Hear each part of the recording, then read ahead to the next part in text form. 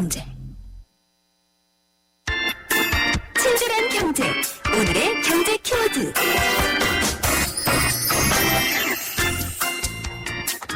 안녕하세요. 경향신문 조미덕 기자입니다. 오늘의 키워드는 환치기입니다. 환치기는 돈을 외국으로 몰래 빼돌리는 수법의 하나입니다. 예를 들어 한국과 미국 두 나라의 통장을 만들고 한국에서 원화로 돈을 입금한 다음에 미국에서 달러로 찾는 거죠. 이러면 외환거래 수수료를 낼 필요가 없고 외국으로 돈을 보낸다고 외환당국에 신고할 필요도 없습니다. 하지만 당연히 불법이죠.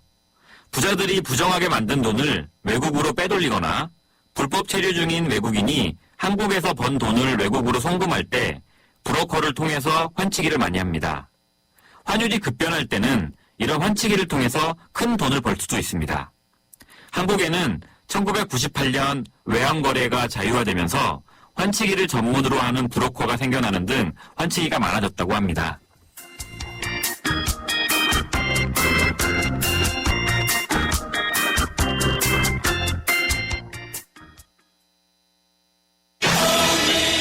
삼삼프로님이 보내주셨네요. 히어로빠, 카스라이트 모델이잖아요. 카스라이트 한 박스만 보내주세요. 뿌잉뿌잉. 자, 노래 띄워드립니다. 안 돼. 다 내 거야. 칼로리를 33% 내린 맛있는 맥주. 카스라이트. 김윤경의 생생경제. 김윤경의 생생경제 3부 함께하고 계십니다. 어제 저희 생생경제가 기획재정부 세제정책관과 세법 개정안에 대해서 인터뷰를 했습니다.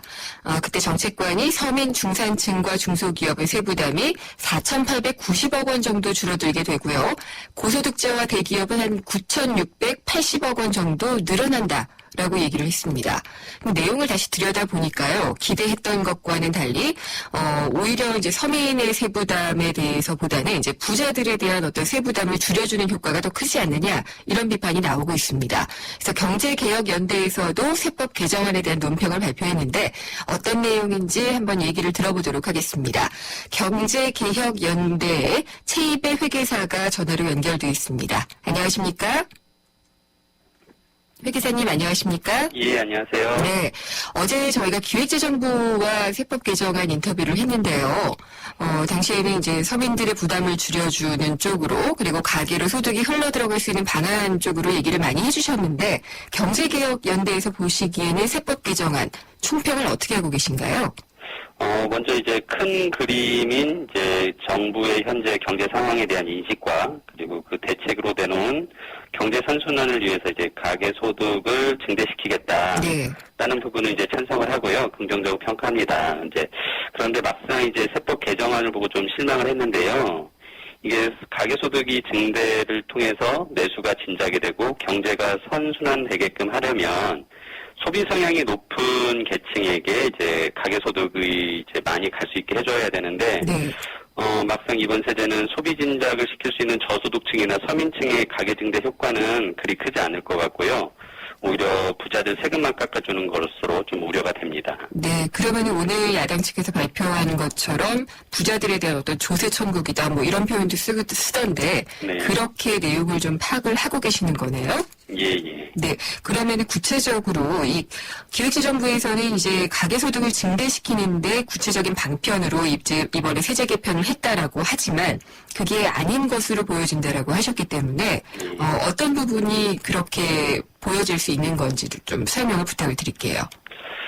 일단 이번에 세 가지가 이제 핵심적으로 나왔는데요. 네. 이제 하나가 먼저 근로소득 증대세제라고 해서 네. 기업이 이제 근로자들의 그 임금을 과거 3년 평균 임금 상승률보다 더 많이 올려주면 그 더 많이 올려준 것에 대해서 이제 10% 세액 공제를 해준다고 했거든요. 그렇죠. 예.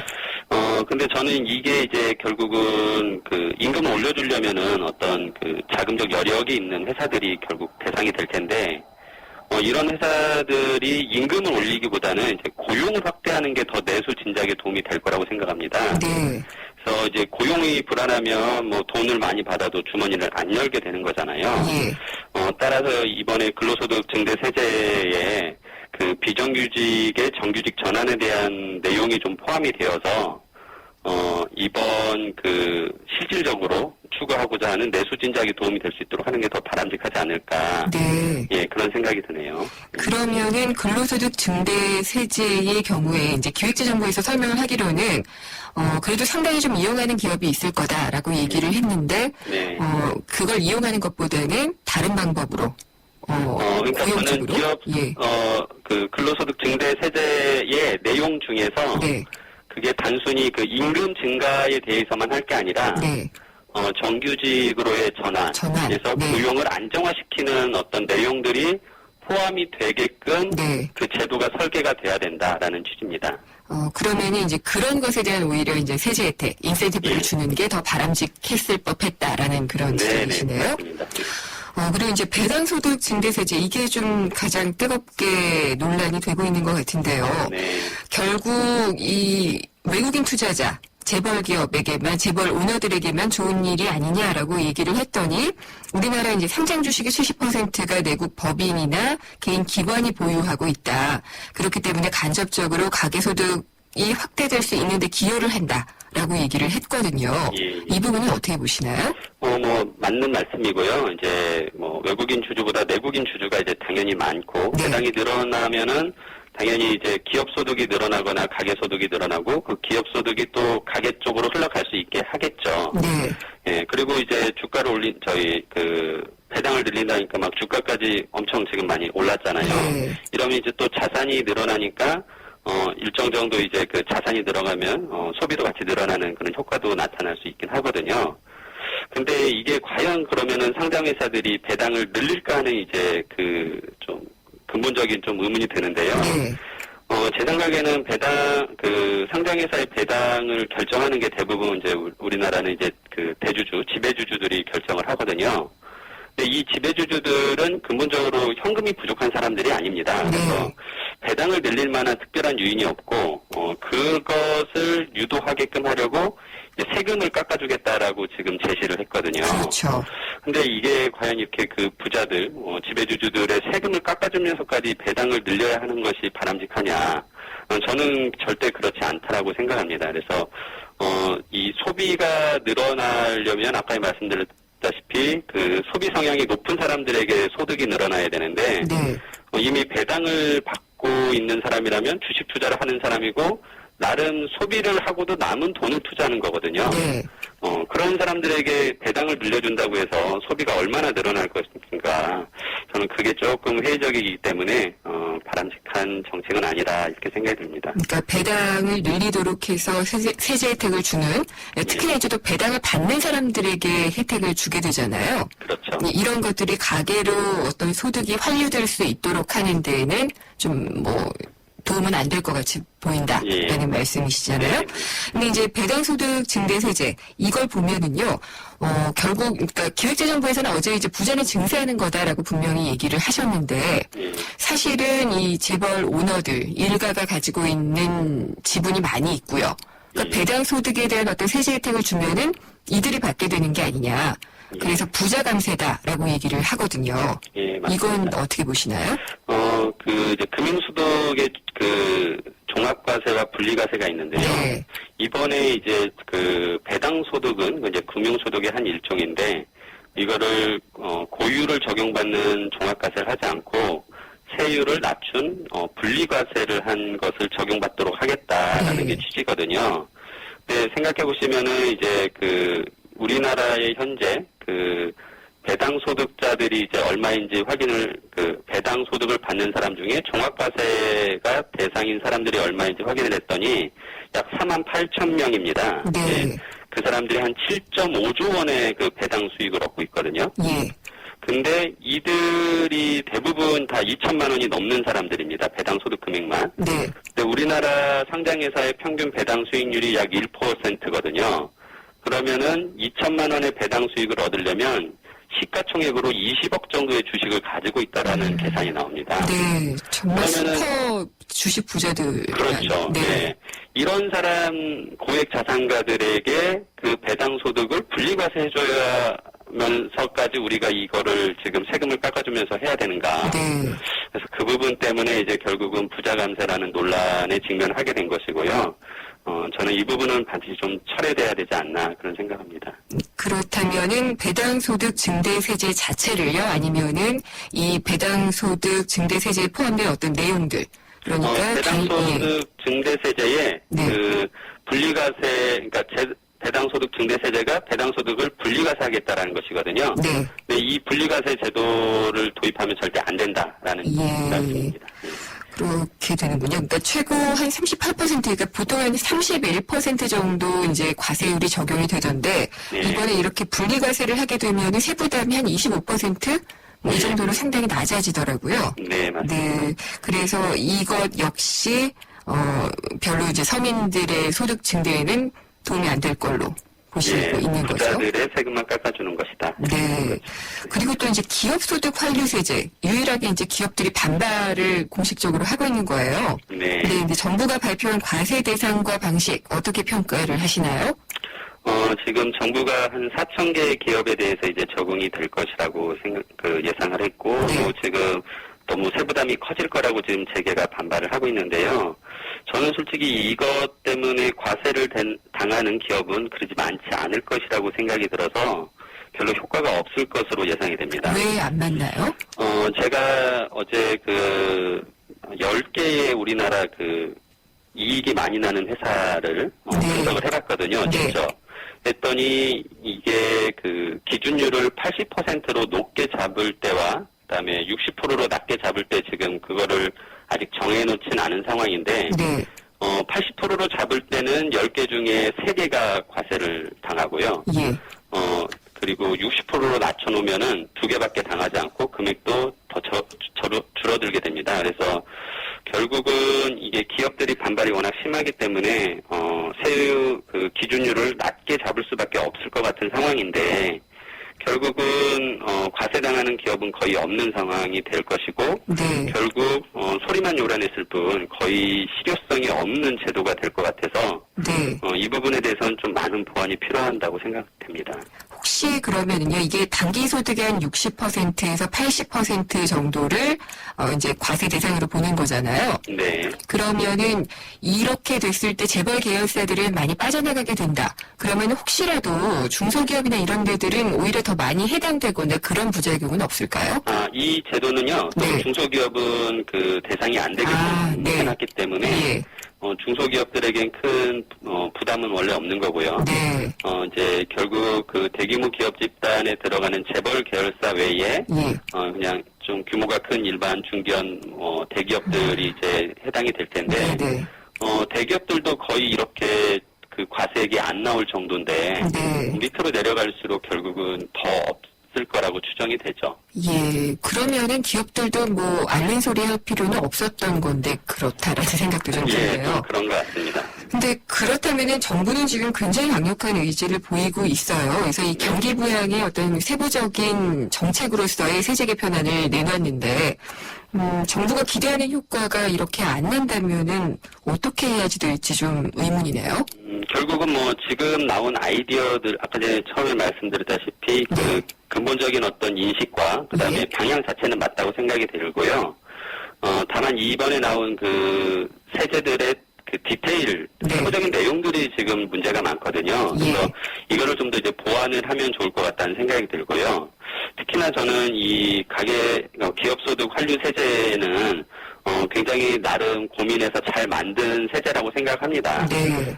다만 이게 어떤 과세를 목적으로 하는 것이 이제 아니고, 기업의 소득이 가계로 이렇게 흘러갈 수 있게 하자는 취지니까, 좀 그것에 맞게 좀, 변경을 해야 되는데, 이게 첫 번째가, 현재 보면은 임금 증가분하고 투자액 배당액을 빼주게 돼 있거든요. 네. 근데 저는 그것을 임금에 대해서는 증가분을 사용했는데, 나머지 2개는 증가분이 아니라 총액을 사용하는 바람에, 과세 대상이 금액이 없어지는 효과가 크거든요. 네. 그래서 투자와 배당에 대해서도 임금처럼 증가분에 대해서 써라. 네. 라고 이제 제안을 드리고요. 알겠습니다. 예, 두 번째로 이게 하청 기업들에게 좀 많은 예. 혜택이 가게끔 해야 예. 이게 중소기업으로 흘러가고 최종적인 그 가게까지 흘러갈 수 있게 되므로 좀 알겠습니다. 하청 기업에 대한 예. 그 보완을 해야 된다라고 생각합니다. 맞는 방향성이 효과를 기대를 할 수 있도록 좀 내용을 바꿔야지 된다는 그런 지적을 해주셨습니다. 오늘 말씀 잘 들었습니다. 감사합니다. 네. 경제개혁연대 최이배 회계사와 얘기 나눠봤습니다. 우리 아이 수학 성적이요? 걱정 없죠. 그럼 수학 실력은 어떨까요? 지금 아이의 수학을 진단하세요. 정확한 진단과 처방이 진짜 수학 성적을 만듭니다. 스스로 수학. 8월까지 2과목 이상 신청하시면 스스로 펜을 드립니다. 네, 김은경의 생생경제 오늘 준비한 순서는 여기까지입니다. 최근 시민단체를 중심으로 유전자 변형 농산물, GMO 표시 제도를 강화해야 된다는 목소리가 나오고 있는데요.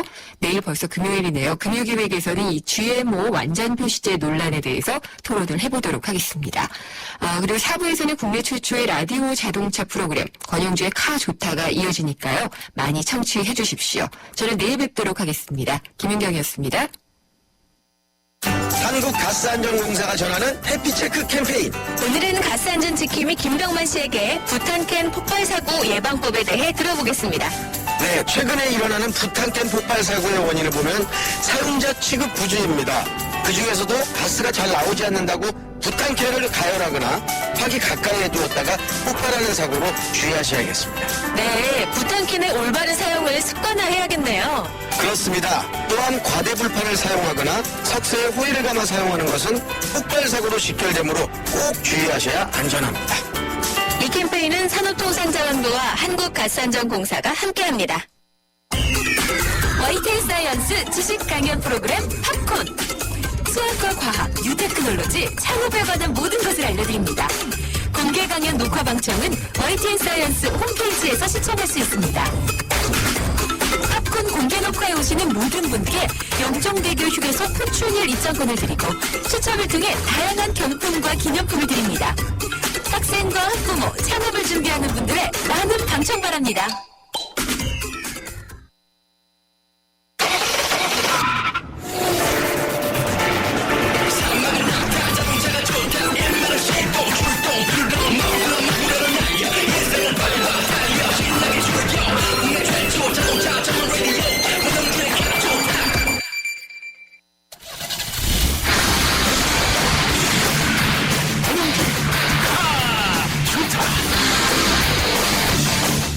자동차 성능 얼마나 아십니까?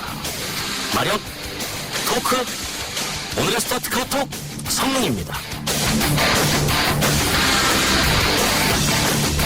그런데 이게 뭔지는 정확히 알고 계시나요?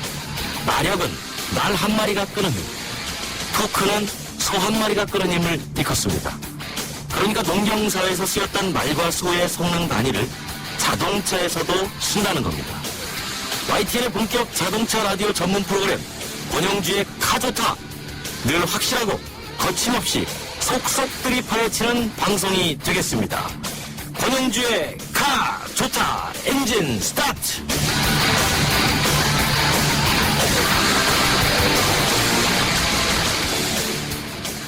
우리 집 통신 대표번호 101. TVG 101로 인터넷을 101로 홍보이도 101로 모두 가입해 CCTV 농가도 101로 함께 101. 우리 집 통신은 101로 모두 다 해결해요. LG U+. 최고의 자동차를 뽑아 불꽃 튀는 라디오 시승 카드카. 내 점수는요? 권영주의 카조타에서 야심차게 준비한 국내 최초 라디오 시승기. 전 세계 차를 다 타본 자동차 전문 기자, 그리고 라디오 레이싱거리 낱낱이 속속들이 평가해드리겠습니다. 불꽃 튀는 치열한 자동차 대결 점수까지 그대로 공개합니다. 자, 라디오 시승기를 진행해줄 분을 소개하겠습니다. 태어나서 처음 한 말이 차라고 합니다. 로드테스트의 김기범 기자 나오셨습니다. 안녕하세요. 네, 안녕하세요. 김기범입니다. 그리고 여성 드라이버를 대표하는 라디오 레이싱걸 우리 김정윤 미녀 리포터 나오셨습니다. 네, 안녕하세요. 김정윤입니다. 네, 뭐 국내 최초로 마련한 라디오 시승기 참 기대가 됩니다. 그 첫 시간 어떤 차 준비하셨나요? 네, 가장 대중적으로 사람들이 많이 선택하는 차를 주목했습니다. 아, 예, 예. 큰 차, 작은 차, 별별 차가 다 팔리고 있는데요. 준중형 차가 가장 인기가 있고 많은 사람들이 선택을 하고 있습니다. 네네. 어떤 차 준비했습니까? 네, 그래서 권영주의 카조타 런칭 특집으로 국내 4대 준중형 차를 모아봤습니다. 그래서 앞으로 2회에 걸쳐서 한 번에 2대씩 배틀을 붙여보겠습니다. 아, 아주 기대가 됩니다. 자, 그럼 첫 번째 시간, 어떤 차 대 어떤 차입니까? 자동차계의 엄친아, 그리고 외국차 같은 국내차, 이 2대를 모아봤습니다. 아니, 이게 저 자동차계 엄치나 대략, 짐작 옵니다. 머리 확 그려지네요. 라디오 레이싱을 김정현 리포터도 이번에 첫 시승식 갔다 왔죠? 네, 제 개인적으로도 시승 후에 어떤 차를 구매하면 좋겠다 그런 마음까지 먹게 됐어요. 끝나고 나서 지갑을 좀 열었나요? 앞으로 열어야겠죠? 아, 그렇군요. 네. 자, 그러면 뭐 우리 첫 번째 기대되는 차종, 일단은 우리 김규범 기자께서 어떤 차인지 좀 차종을 좀 밝혀주시죠. 네, 첫 번째 시승기는 자동차계의 엄친아, 바로 현대 아반떼입니다. 아반떼, 예. 시장에 나온 지 벌써 20년 가까이 됐는데 가장 많이 팔리고 있습니다. 해당 준중형 차 시장에서. 그렇죠. 그래서 준중형 차의 맞이라고 할 수가 있겠습니다. 자, 그러면 그 현대차 아반떼 시승기 어떻게 우리가 감상할 수 있습니까? 귀를 기울여서 들으시면서요. 머릿속으로 한번 떠올려 보시면 되겠습니다. 소리를 듣고 이게 어떤 모양에서 나는 소리인지 어떤 소리일지. 그게 바로 듣는 라디오 시승기의 묘미, 상상을 하게 만드는 라디오 시승기의 묘미가 되는 거죠. 그렇습니다. 네, 그럼 현대 아반떼 시승기 출발합니다. 네, 여기는 아반떼 라디오 시승기를 진행할 여의도 한강 시민공원입니다. 이미 아반떼가 저를 이렇게 기다리고 있는데요. 기자님 안녕하세요. 네, 안녕하세요. 김기범입니다.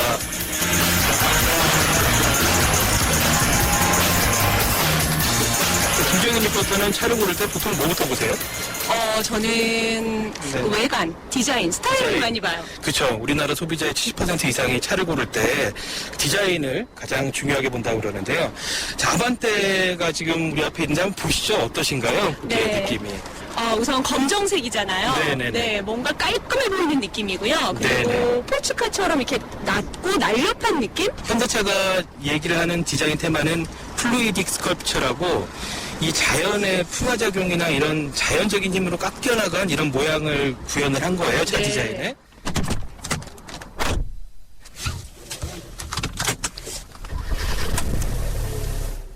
되게 부드러운데요? 네, 부드럽고 조용하죠. 네. 시트도 뭐 이렇게 불편하진 않고 네. 괜찮은 것 같아요. 그리고 시야는 어떠세요? 시야는 그렇게 넓어요. 그렇죠. 왜냐하면은 이렇게 멋을 살리기 위해서 납작하게 디자인한 차들이 유리창 면적이 좁습니다. 다른 네. 차에 비해서. 후진할 때 이렇게 뒤를 보게 되면은 뒷유리도 그렇고 네. 굉장히 가파르게 늘었기 때문에 실질적으로 운전자 시야에 들어오는 폭은 굉장히 좋거든요. 근데 이거 후방 카메라가 없는 건가요? 네네. 여성 운전자들은 보통 이렇게 후방 카메라를 많이 보는 경우가 많은데 좀 그렇죠. 되게 아쉽네요. 네. 그 옵션을 강력히 권해드리고 싶습니다.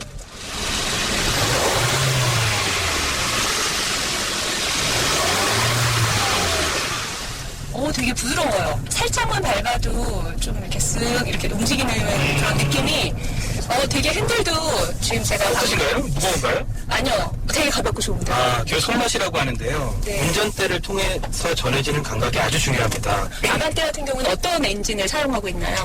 네, 아반떼는 직렬 4기통 1.6L 감마 엔진을 쓰고 있는데요. 네.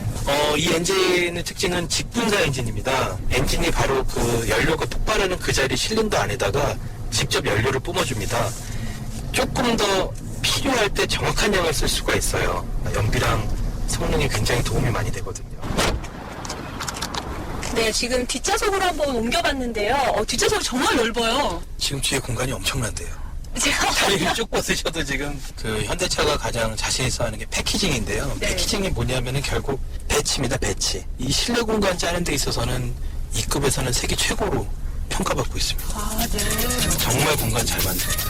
가족들, 아이들 태우고 이렇게 네. 함께 다니기에 되게 좋은 차량인 것 같아요. 네, 20년 가까이 팔린 차만 해도 200만 대 가까이 된다고 하는데 우리 김정현 리포터 라디오 레이싱걸 타보니 어땠어요? 우선 소음이 전혀 없었고요. 어. 예, 운전하기에도 너무 편안한 그런 좌석과 또 핸들링도 상당히 부드러웠어요. 그리고 제가 무엇보다 좋았던 점은 버튼 작동하는데 너무 네. 쉽게 딱 아. 배치가 돼 있어서 정말 그 점은 편안했던 것 같아요. 뭐 전문용어로 뭐 인체공학적 설계다 뭐 이런 얘기도 많이 하는데 그 정도로. 그 1세대 모델이랑 지금 세대 모델이랑 비교를 해보면은 거의 옛날 모델은 제3세계에서 만든 것 같이 느껴질 만큼 제3세계. 어마어마한 차이가 느껴져요. 네. 아까 또 한 차는 그 외국차 같은 국내 차라고 했죠. 네, 그렇습니다. 뭐죠? 르노 삼성의 SM3입니다. 아, 그 올해 4월에 지난 4월에 SM3 네오 버전으로 이제 다시 한번 화장을 고쳐서 모습을 바꿔 출시가 됐는데요. 네네네. 그 외모를 바꾼 다음에 더욱 인기를 끌고 있습니다.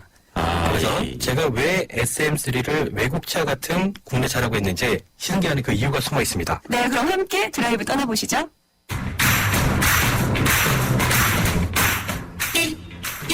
이번에는 SM3 네오 시승기를 시작해 볼 텐데요. 기존의 디자인과 살짝 차이를 보이는 것 같아요. 전체적으로 철판에 쓰는 부위들은 예전 모양을 그대로 가지고 가고요.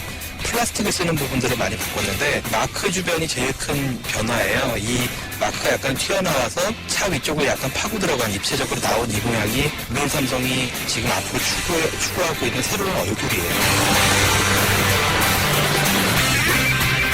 지금 이렇게 보시기에는 어떠세요, 느낌이?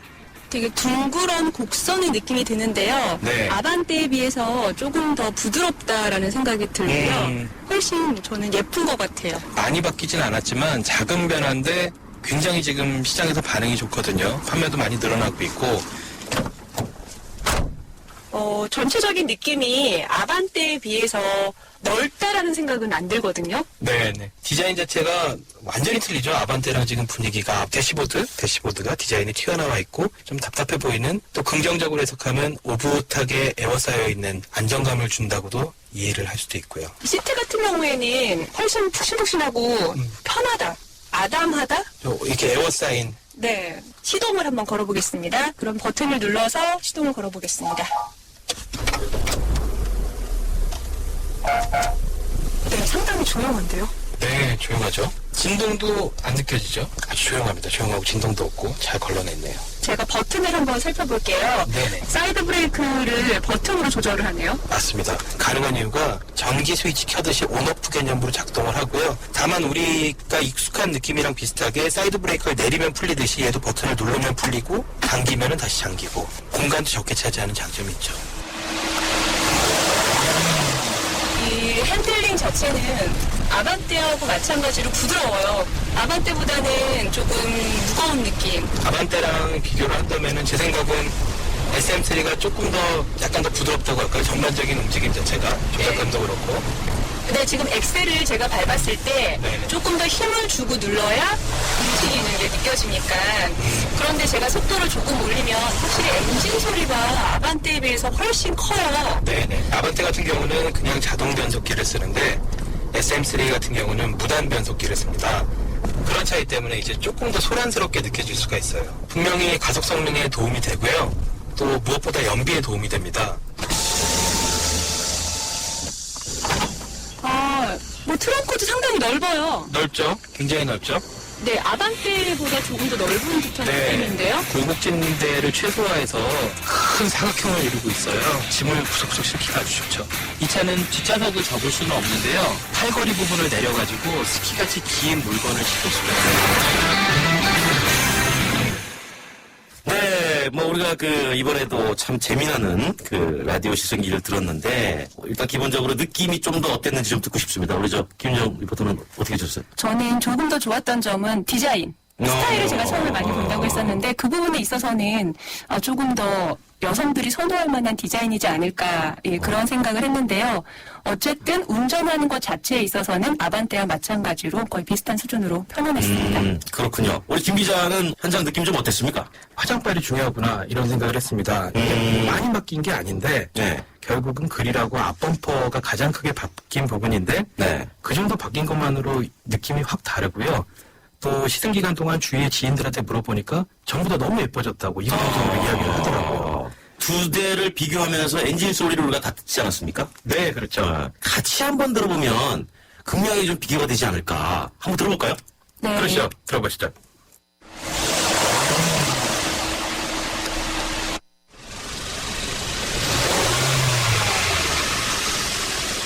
아, 이거 재밌습니다. 이게 아시겠어요?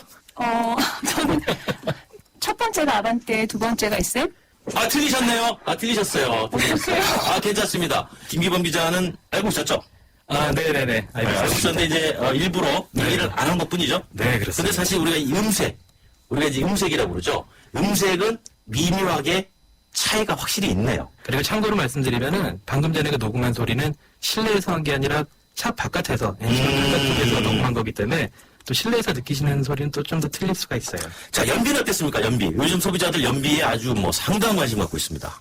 네, 일단 연비는 공인 연비로는 SM3가 우세합니다.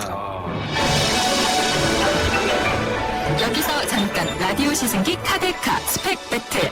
먼저 크기 비교하겠습니다. 더 뉴 아반떼 길이 4,550mm, 폭 1,770mm, 높이 1,435mm, SM3 네오 길이 4,620mm, 폭 1,810mm, 높이 1,475mm입니다. 크기에서는 SM3 네오가 좀 더 큰 것으로 나왔습니다. 다음 성능 비교합니다. 엔진 배기량 부분 더 뉴 아반떼 1591cc, SM3 네오 1598cc 되겠습니다. 최고 출력입니다. 더 뉴 아반떼 140마력에 6300rpm, SM3 네오 117마력에 6000rpm이 나옵니다. 최대 토크 살펴볼까요? 더 뉴 아반떼는 4850rpm에서 17토크, SM3 네오는 4000rpm에서 17.1토크입니다. 마지막으로 연비 부분입니다. 더 뉴 아반떼 도심에서는 리터당 12.3km, 고속도로 16.6km, SM3 네오는 도심에서 13.2km, 고속도로 17.9km로 표시되어 있습니다. 이상 더 뉴 아반떼와 SM3 스펙 비교였습니다. 자, 기대가 됩니다. 둥둥둥둥. 불꽃 튀는 라디오 시승기 차대차 그 점수를 공개할 시간인데요. 10점 만점에 몇 점? 아반떼 점수를 공개하겠습니다. 김기범 기자는 몇 점? 저는 8점입니다. 8점. 저도 8점이요. 이 8점. 그러면 16점 나왔습니다. 16점. 두 번째 바로 공개합니다. SM3는 몇 점일까요? 김기범 기자는 몇 점입니까? 7점 주겠습니다. 7점 나왔습니다. 제가 계속 쫓아오는 것 같은데요. 저도 7점이요. 둘이 합의 맞습니까? 전혀 그런 거 없습니다. SM3는 두 분 합쳐서 14점. 그러면 16대 14. 이렇게 점수를 준 이유를 짤막하게 말씀해 주시죠. 8점 굉장히 높은 점수인데요. 그럼요. 이렇게 후한 점수를 준 이유는 판매를 보게 되면은 지난해 판매를 보게 되면 아반떼가 94,000대 가까이 팔렸고요. 이제 반면 SM3는 2만 대를 좀 넘은 정도예요. 그래서 굉장히 차이가 큽니다. 자, 김정인 리포터에게도 이유를 물어봐야죠. 네, 아반떼가 확실히 SM에 비해서 뒷좌석이 좀 넓었다는 점에서 가족과 함께 타기에 좋을 것 같고요. 아까 말씀드렸듯이 버튼 조작하는 데 있어서 딱 눈에 들어왔었어요. 아반떼가 훨씬 수월하게. 그 점에서 좀 높은 점수를 줬습니다. 그리고 SM 같은 경우에는 마음에 드는 점이 딱 디자인. 네. 두 분의 아주 날카롭고 재미나는 국내 최초 라디오 시승기 정말 재밌게 들었습니다. 고생 많이 하셨는데 두 번째 우리 준중형 시승기도 기대하겠습니다. 두 분 기대하겠습니다. 네, 고맙습니다. 고맙습니다. 자, 그러면 제가 마지막 결론을 내리겠습니다. 국내 최초 라디오 시승기 그 첫 번째 그 중에 준중형 2대 아반떼와 SM3 총점은 16대 14.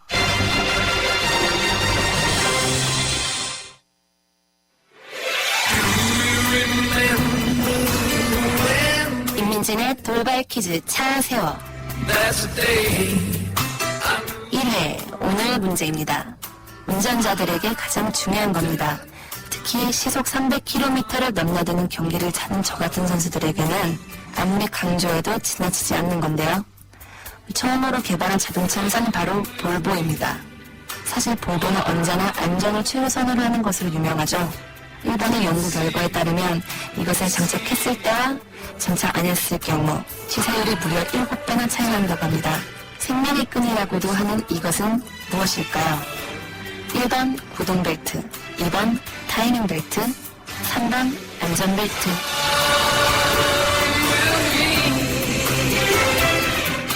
김민진의 돌발 퀴즈 차 세워 어떠셨나요? 오늘 방송 끝날 때까지 정답은 짧은 문자 50원, 긴 문자 100원이 부과되는 우물정 0945번으로 보내주세요. 당첨자 4분을 선정해 내 차를 사랑한다면 엔진부터 튼튼하게 불스원에서 5만 원의 상당의 차량 관리용품을 보내드립니다. 이민진의 돌발 퀴즈 차 세워 많이 보내주세요.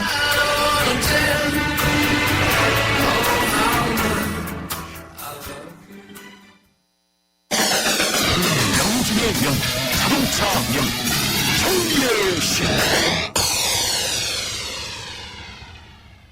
카조트에서 야심차게 준비한 코너 사람을 아니 자동차를 고치는 명의 중의 명의 정비의 신 갓 나종덕 현대자동차 서비스 커뮤니케이션 팀장님 나오셨습니다. 안녕하세요. 반갑습니다. 어떻게 저 팀장님은 고장나면 직접 고치시나요? 제 능력 닿는 범위에서 직접 고칩니다. 소모성 부품이 들어가고 그 외 부품은 저도 전문 정비사들한테 맡기고 있습니다. 첫 시간인데 이 첫 주제로 소개할 주제를 가지고 오셨죠? 예. 어떤 겁니까? 여름 휴가를 하면 가족 모두가 1년을 기다리는 아주 즐거운 시간인데 네네네. 그 차량 문제로 인해서 휴가 가다가 고생과 스트레스로 이 괴로운 추억을 될 수 있습니다. 그렇죠. 그래서 이번에는 여름 휴가철 다녀오신 분은 물론이고 다녀오실 분들 모두 기억해야 될 정비 팁 5가지를 설명드리도록 하겠습니다. 정비의 신 오늘의 주제는 여름 휴가철 차량 정비 5대 법칙입니다. 정비의 신 오늘의 주제는 여름 휴가철 차량 정비 5대 법칙. 그 첫 번째, 엔진 과열을 방지하기 위해선 L과 H 사이를 확인해라. 5가지 정비 요령 팁을 소개했는데 이제 자세히 한번 알아볼까요? 먼저 엔진 과열 방지를 위해서는 어떻게 해라? 이건 어떤 내용입니까? 먼저 여름철에 차에서 가장 많이 발생되는 것이 엔진 과열입니다. 이때 냉각수 양이 L과 H 사이에 있는 부분에 대한 확인이 매우 중요하다고 하겠습니다. 그래서 냉각수 양이 규정치 이내에 있는지 확인하시고 만약에 규정치보다 부족할 때는 반드시 왜 냉각수가 부족한지 원인을 찾아서 수리하고 난 다음에 냉각수를 규정치 내로 보충하는 것이 중요합니다. 그러니까 우리가 통상 보면 여러 가지 게이지가 많이 있는데 네. 사실 자동차에서 가장 좋은 건 그 게이지가 항상 중간 정도에 있는 거죠. 그렇죠. 조금 밑으로 내려갔거나 좀 많이 올라갔거나 이랬을 네. 때는 이제 점검을 한번 해봐야 된다. 그렇죠. 예. 그런 건데. 예. 근데 냉각수 같은 경우는 이제 미리 점검만 해도 예방을 할 수가 있는데 이게 문제가 되면은 수리 비용이 꽤 많이 나오지 않나요? 냉각수가 부족해서 엔진이 과열하게 되면 엔진이 손상되기 때문에 그러니까 말이죠. 수리비가 상당히 많이 나옵니다. 예. 냉각수만이 아니라 냉각팬이나 서머스탯, 워터펌프 등이 여러 부품이 같이 되어 있는데 네네. 엔진 내부에 있어 육안을 확인하기 어렵습니다. 그래서 시동을 걸고 일정 기간 주행할 때 온도 게이지, 움직이는 모습을 보면서 주행하는 것이 중요하다고 하겠습니다. 그러니까 통상 하는 얘기로 본네트 열어서 엔진 시킨 다음에 시동 끄고 정비소로 견인 조치해라. 네. 이런 얘기죠. 네. 자, 그럼 정비의 신 여름 휴가철 차량 정비 5대 법칙입니다. 첫 번째, L과 H에 냉각수가 있는지를 확인해라 알아봤습니다. 자, 두 번째는 정비의 신 여름 휴가철 차량 정비 5대 법칙. 두 번째, 타이어 공기압을 높여라. 두 번째는 타이어 점검이네요. 예. 그런데 이 타이어 점검은 이해가 저도 충분히 되는데 여름에는 도로도 뜨겁고 타이어가 팽창하니까 공기압 낮춰야 되는 거 아니냐?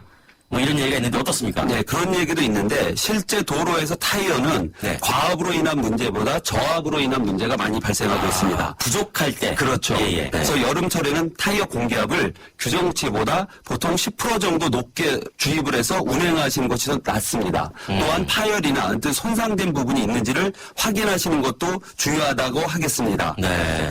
특히 타이어 마모가 심하게 되면은 여름철 빗길에서 수막 현상에 의해서 노면과 타이어 사이가 들뜨는 현상이 심하게 나타나기 때문에 위험할 수 있습니다. 네. 그래서 마모가 심한 타이어는 반드시 교체하고 장거리 주행을 하시는 것이 좋습니다. 트렁크 스페어 타이어 점검도 반드시 필요하고요. 그렇죠. 자, 정비의 신 오늘의 주제 여름 휴가철 차량 정비 5대 법칙.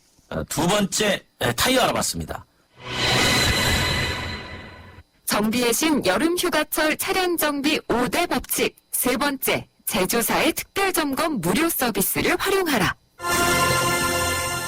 세 번째는 제조사의 무료 점검 서비스. 휴가철에는 대부분의 제조사에서 무료 점검 서비스를 각 휴게소 또는 휴가지에서 진행을 합니다. 네네. 그래서 기본적으로 그 차량 성능 검사하고 네. 각종 소모성 부품의 교환이나 보충을 해주고 있습니다. 네. 또한 앞에서 말씀드린 타이어 공기압 점검도 다 해주고 있고요. 또 실내 탈균 서비스라든가 또는 휴가철에 유용한 판촉물도 제공해주고 있습니다. 이게 저 교환은 돈을 내는데 보충은 돈을 안 받죠? 네, 그 일반 소모성 부품 교환하는 것도 대부분 무료로 제공해주고 있습니다. 무료니까 충분히 활용할 수 있겠네요. 예, 예. 자, 정비의 신 오늘의 주제 여름휴가철 차량 정비 5대 법칙 무료 점검 서비스를 이용해라. 정비의 신 여름휴가철 차량 정비 5대 법칙 그 네 번째 와이퍼에서 뿌드득 소리가 난다면 바로 교체하라. 또 여름에 중요한 게 이제 바로 와이퍼 아니겠습니까? 네. 최근에 우리나라 날씨가 거의 뭐 열대지방처럼 국지성호가 막 쏟아지잖아요. 그렇죠. 그 언제쯤 바꾸는 게 적당한지 잘 모르겠어요.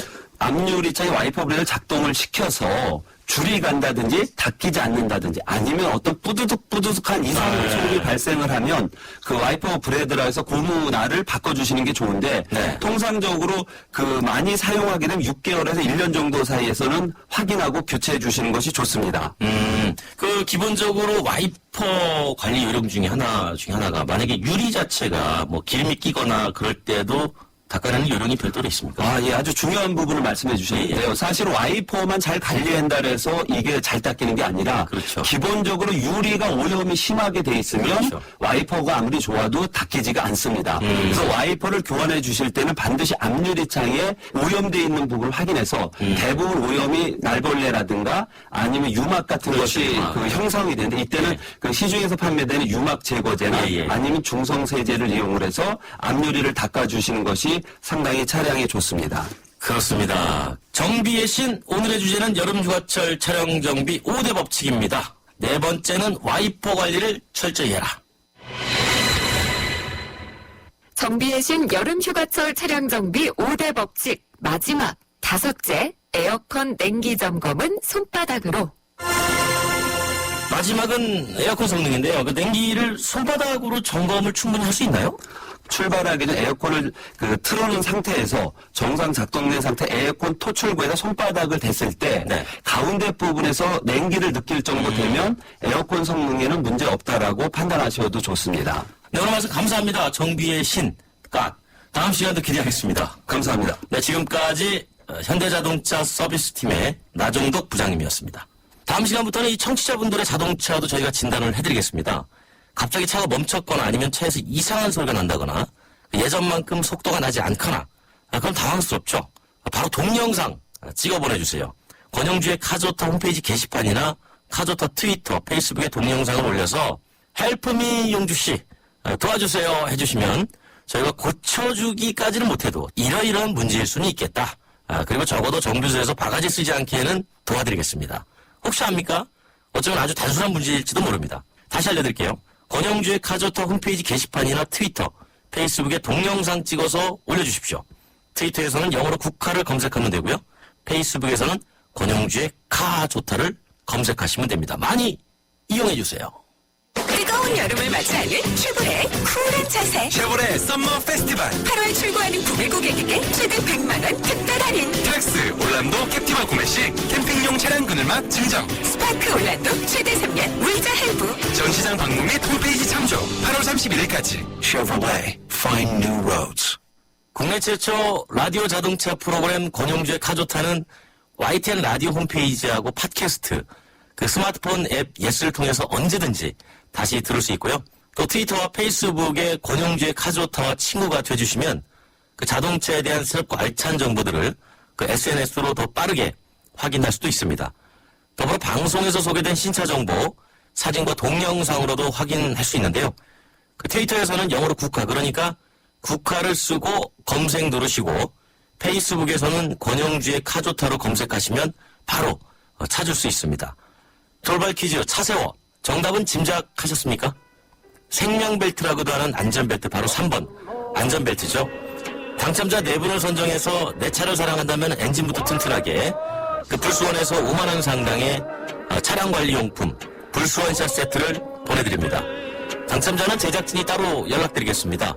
보이스피싱 아닙니다.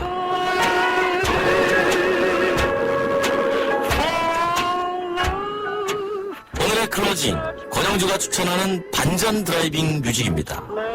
쏟아지는 300만 휴가 인파들에게 정말 들려드리고 싶은 음악이죠. K-윌의 고생이야. 오늘도 안전운전하세요. 국가 드라이버 권영주의 카조타는 이제 파킹.